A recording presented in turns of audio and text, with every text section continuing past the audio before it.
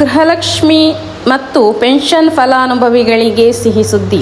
ಶೀಘ್ರದಲ್ಲೇ ಹಣ ಬಿಡುಗಡೆ ಸಾಧ್ಯತೆ. ನಮಸ್ಕಾರ ಸ್ನೇಹಿತರೆ, ಇವತ್ತಿನ ವಿಡಿಯೋದಲ್ಲಿ ರಾಜ್ಯದ ಲಕ್ಷಾಂತರ ಮಹಿಳೆಯರಿಗೆ ಹಾಗೂ ಪೆನ್ಷನ್ ಫಲಾನುಭವಿಗಳಿಗೆ ಒಂದು ಪ್ರಮುಖ ಅಪ್ಡೇಟ್ ಇದೆ. ಗೃಹಲಕ್ಷ್ಮಿ ಯೋಜನೆಯ 30 ಮತ್ತು 31ನೇ ಕಂತಿನ ಹಣ ಹಾಗೂ ಬಾಕಿ ಇರುವ ಪೆನ್ಷನ್ ಹಣ ಯಾವಾಗ ಬರುತ್ತೆ ಅಂತ ಕಾಯ್ತಿರೋರಿಗೆ ಈಗ ಒಂದು ಮಹತ್ವದ ಮಾಹಿತಿ ಸಿಕ್ಕಿದೆ. ನಮಗೆಲ್ಲ ತಿಳಿದಿರುವಂತೆ ಮಾರ್ಚ್ ಮತ್ತು ಏಪ್ರಿಲ್ ತಿಂಗಳ ಗೃಹಲಕ್ಷ್ಮಿ ಹಣ ಹಾಗೂ 2 ತಿಂಗಳ ಪೆನ್ಷನ್ ಹಣ ಇನ್ನೂ ಕೂಡ ಫಲಾನುಭವಿಗಳ ಖಾತೆಗೆ ಜಮಾ ಆಗಿಲ್ಲ.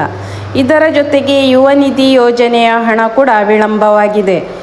ಆದರೆ ಈಗ ಬಂದಿರುವ ಮಾಹಿತಿ ಏನೆಂದರೆ, ರಾಜ್ಯದ ಇತ್ತೀಚಿನ ಉಪಚುನಾವಣೆಗಳ ಫಲಿತಾಂಶದ ಬೆನ್ನಲ್ಲೇ ಸರ್ಕಾರವು ಬಾಕಿ ಇರುವ ಕಂತುಗಳನ್ನು ಬಿಡುಗಡೆ ಮಾಡಲು ಮುಂದಾಗುವ ಸಾಧ್ಯತೆ ದಟ್ಟವಾಗಿದೆ. ಈ ಹಿಂದೆ ಕೂಡ ಉಪಚುನಾವಣೆಗಳ ಸಂದರ್ಭದಲ್ಲಿ ಸರ್ಕಾರವು ಬಾಕಿ ಹಣವನ್ನು ಬಿಡುಗಡೆ ಮಾಡಿದ ಇತಿಹಾಸವಿದೆ. ಈ ಬಾರಿಯೂ ಅದೇ ರೀತಿ ಮೇ ತಿಂಗಳ ಅಂತ್ಯದೊಳಗೆ ಕನಿಷ್ಠ 2 ಕಂತುಗಳ ಹಣ ಒಟ್ಟಾಗಿ ಬಿಡುಗಡೆಯಾಗುವ ನಿರೀಕ್ಷೆ ಇದೆ. ಅಂದರೆ ಈ ಹಣವು ಕೂಡ ಅಭಿಪ್ರಾಯ ನಮ್ಮ ಎಲ್ಲ ಗೃಹಲಕ್ಷ್ಮಿ ಫಲಾನುಭವಿಗಳು ಕೂಡ ಸರ್ಕಾರಕ್ಕೆ ಮಾಡುವಂತಹ ವಿನಂತಿ ಕೂಡ ಅದೇ, ಅದು ಸಾರ್ವಜನಿಕರ ಅಭಿಪ್ರಾಯ ಕೂಡ ಅದೇ ರೀತಿಯಾಗಿದೆ. ಅಂದರೆ ತಿಂಗಳು ವೈಸ್ 2,000 ಹಾಕಿದರೆ ಸರ್ಕಾರಕ್ಕೆ ಕೂಡ ಸುಲಭವಾಗುತ್ತೆ. ಇಲ್ಲದಿದ್ದರೆ ಈಗ ಆಲ್ರೆಡಿ ಉಪಚುನಾವಣೆಯ ಸಂದರ್ಭದಲ್ಲಿ 8,000 ಹಣ ಎಲ್ಲ ಫಲಾನುಭವಿಗಳ ಖಾತೆಗೆ ಕೂಡ ಬಂದಿದೆ. ಯಾವುದೆಲ್ಲ ಪೆಂಡಿಂಗ್ ಇದೆ ಅದು 1 by 1 ಅಂತೇಳಿ ಒಂದು ತಿಂಗಳಲ್ಲೇ 2 ಕಂತುಗಳನ್ನು ಕೂಡ ಹಾಕಿದಂತಹ ಸಾಕ್ಷಿ ಇದೆ.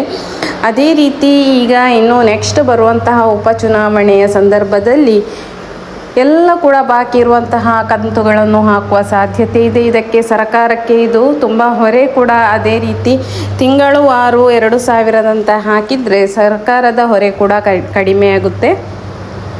ಇನ್ನು ಸಾಮಾಜಿಕ ಜಾಲತಾಣಗಳಲ್ಲಿ ಈ ಬಗ್ಗೆ ಚರ್ಚೆಗಳು ನಡೆಯುತ್ತಿದ್ದು, ಸರ್ಕಾರವು ಆದಷ್ಟು ಬೇಗ ಪೆನ್ಷನ್ ಮತ್ತು ಗೃಹಲಕ್ಷ್ಮಿ ಹಣವನ್ನು ಬಿಡುಗಡೆ ಮಾಡಿ ಎಂದು ಎಲ್ಲ ಬಡ ಕುಟುಂಬಗಳಿಗೆ ನೆರವಾಗಲಿ ಎಂಬುದು ಕೂಡ ಎಲ್ಲರ ಆಶಯವಾಗಿದೆ.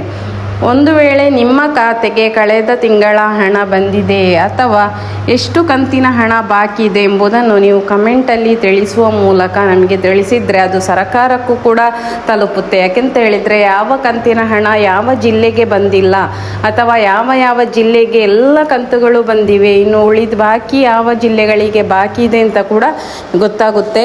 ಅದು ಸರ್ಕಾರಕ್ಕೆ ತಲುಪುವಂತಹ ಸಾಧ್ಯತೆ ಇದೆ. ನಿಮ್ಮ ಕಮೆಂಟ್ ಆಧಾರದ ಮೇಲೆ ಎಲ್ಲ ನ್ಯೂಸ್ ಚಾನೆಲ್ಗಳು ಕೂಡ ಸರ್ಕಾರದ ಯೋಜನೆಗಳ ಬಗ್ಗೆ ವಿಷಯಗಳನ್ನು ವಿನಿಮಯ ಮಾಡಿಕೊಳ್ತಾರೆ. ಅದೇ ರೀತಿ ನೀವು ನಿಮ್ಮ ಜಿಲ್ಲೆಯನ್ನು ಕಮೆಂಟ್ ಮಾಡಿ, ಯಾವ ಜಿಲ್ಲೆಗೆ ಹಣ ಬಂದಿಲ್ಲ ಅಥವಾ ಯಾವ ಜಿಲ್ಲೆಗೆ ಬಂದಿದೆ, ಯಾವ ಕಂತು ಬರಲಿಕ್ಕೆ ಬಾಕಿ ಇದೆ ಅಥವಾ ಯಾವ ಕಂತು ಬಂದಿದೆ ಅಂತ ಕೂಡ ನೀವು ದಯವಿಟ್ಟು ಇದನ್ನು ತಿಳಿಸಬೇಕು. ಇನ್ನು ಪೆನ್ಷನ್ ಹಣ ಕೂಡ ಹಾಗೆ ಈಗ ಪೆಂಡಿಂಗಲ್ಲೇ ಇದೆ.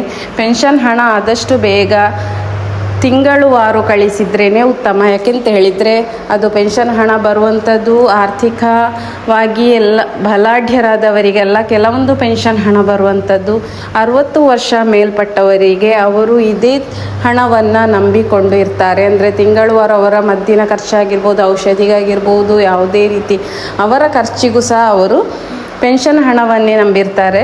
ಸೊ ಆದ ಕಾರಣ ಸರ್ಕಾರವು ಪೆನ್ಷನ್ ಹಣವನ್ನು ಎಲ್ಲ ತಿಂಗಳುಗಳಲ್ಲಿಯೂ ಕೂಡ ಹಾಕಿದರೆ ಎಲ್ಲ ಬಡ ಜನರಿಗೆ ಕೂಡ ಉಪಯೋಗ ಆಗುತ್ತೆ.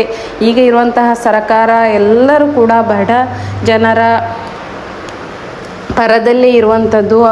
ಬಡ ಜನರನ್ನು ಆರ್ಥಿಕವಾಗಿ ಬಲಾಢ್ಯಗೊಳಿಸುವುದೇ ಅವರ ಗುರಿ ಕೂಡ. ಆದ ಕಾರಣ ಎಲ್ಲ ಯೋಜನೆಗಳನ್ನು ಕೂಡ ತರ್ತಾ ಇದ್ದಾರೆ. ಮಹಿಳೆಯರನ್ನು ಕೂಡ ಸಬಲರನ್ನಾಗಿಸಲಿಕ್ಕೆ ಇಂತಹ ಯೋಜನೆಗಳನ್ನು ಕೂಡ ಜಾರಿಗೆ ತಂದಿರುವುದು. ಸೊ ಆದ್ದರಿಂದ ಎಲ್ಲವೂ ಕೂಡ ಉತ್ತಮವಾದ ಕಾರ್ಯಗಳನ್ನೇ ಮಾಡ್ತಾ ಇರಬೇಕಾದ್ರೆ ನೀವು ಟೈಮಿಗೆ ಹಾಕಿದರೆ ಹಣ ಎಲ್ಲರಿಗೂ ಕೂಡ ಬಡ ಮಹಿಳೆಯರಾಗಿರ್ಬೋದು ಅಥವಾ ವಯೋವೃದ್ಧರಾಗಿರ್ಬೋದು ಹಣವನ್ನೇ ವೆಯ್ಟ್ ಮಾಡ್ತಾ ಇರ್ತಾರೆ. ಅವರವರ ಮೆಡಿಸಿನಿಗಾಗಿರ್ಬೋದು ಅಥವಾ ಅವರ ಸ್ವಂತ ಖರ್ಚಿಗೆ ಏನಾದರೂ ಆಗಿರ್ಬೋದು, ಎಲ್ಲವೂ ಕೂಡ ನಂಬಿಕೊಂಡಿರುವಾಗ ನೀವು ಹಣವನ್ನು ಆದಷ್ಟು ಬೇಗ ತಿಂಗಳು ವೈಸೇ ನೀವು ಹಾಕಿದರೆ ಉತ್ತಮ ಅಂತ ಹೇಳಿ ಕೂಡ ನಮ್ಮದು ಕೂಡ ಅನಿಸಿಕೆ. ಇನ್ನು ನಿಮ್ಮ ಅನಿಸಿಕೆ ಅಭಿಪ್ರಾಯವನ್ನು ಕೂಡ ನೀವು ಕಮೆಂಟ್ ಬಾಕ್ಸಲ್ಲಿ ತಿಳಿಸಬಹುದು. ಇಂದಿನ ಅಪ್ಡೇಟ್ಸ್ ಇಷ್ಟೇ ಇರುವಂಥದ್ದು. ಇನ್ನು ನೆಕ್ಸ್ಟ್ ವಿಡಿಯೋದಲ್ಲಿ ಮುಂದಿರುವ ಅಪ್ಡೇಟ್ಸನ್ನು ತಿಳಿಸ್ತಾ ಇದ್ದೇನೆ. ಅದಕ್ಕಿಂತ ಮೊದಲು ಯಾರೆಲ್ಲ ನನ್ನ ಚಾನೆಲನ್ನು ಫಸ್ಟ್ ಟೈಮ್ ವೀಕ್ಷಿಸ್ತಾ ಇದ್ದೀರೋ ದಯವಿಟ್ಟು ಸಬ್ಸ್ಕ್ರೈಬ್ ಮಾಡಿ. ಅದೇ ರೀತಿ ಲೈಕ್ ಕೊಡುವ ಮೂಲಕ ಸಪೋರ್ಟ್ ಮಾಡಿ.